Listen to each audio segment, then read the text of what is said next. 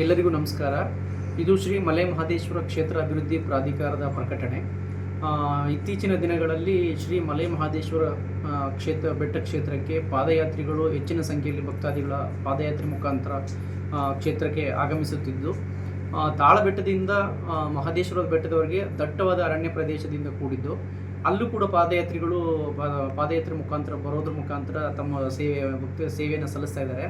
ಹಾಗಾಗಿ ಇತ್ತೀಚಿನ ದಿನಗಳಲ್ಲಿ ಆಕಸ್ಮಿಕವಾಗಿ ಚಿರತೆಯೊಂದು ಮಂಡ್ಯದ ಭಕ್ತಾದಿಯೊಬ್ಬರ ಮೇಲೆ ದಾಳಿ ಮಾಡಿ ಒಂದು ಆಕಸ್ಮಿಕವಾದ ಘಟನೆ ನಡೆದಿದೆ. ಹಾಗಾಗಿ ಎಲ್ಲ ಭಕ್ತಾದಿಗಳಲ್ಲಿ ಈ ಮೂಲಕ ವಿನಂತಿಸಿಕೊಳ್ಳುವುದೇನೆಂದರೆ, ಮಾನ್ಯ ಜಿಲ್ಲಾಧಿಕಾರಿಗಳ ಆದೇಶದಂತೆ ತಾಳಬೆಟ್ಟದಿಂದ ಮಹದೇಶ್ವರದ ಬೆಟ್ಟದವರೆಗೆ ಸಂಜೆ 6 ಗಂಟೆಯಿಂದ ಬೆಳಿಗ್ಗೆ 6 ಗಂಟೆವರೆಗೆ ಪಾದಯಾತ್ರೆ ಮಾಡುವುದನ್ನು ನಿಷೇಧಿಸಲಾಗಿದ್ದು, ದಯಮಾಡಿ ಎಲ್ಲ ಭಕ್ತಾದಿಗಳು ಸಹಕರಿಸಬೇಕಾಗಿ ಈ ಮೂಲಕ ಪ್ರಾಧಿಕಾರದಿಂದ ಕೋರಿಕೊಳ್ಳುತ್ತೇವೆ. ಜೊತೆಗೆ ನೀವು ಪಾದಯಾತ್ರೆಯನ್ನು ಮಾಡಬೇಕಾದರೆ ತುಂಬ ಎಚ್ಚರಿಕೆಯನ್ನು ವಹಿಸಬೇಕು. ಏಕೆಂದರೆ ಕಾಡು ಪ್ರದೇಶವಾಗಿರೋದ್ರಿಂದ ಕಾಡು ಪ್ರಾಣಿಗಳ ಹಾವಳಿ ಹೆಚ್ಚಾಗಿದೆ ಮತ್ತು ಕಾಡು ಪ್ರಾಣಿಗಳಿಂದ ತೊಂದರೆ ಆಗುತ್ತೆ.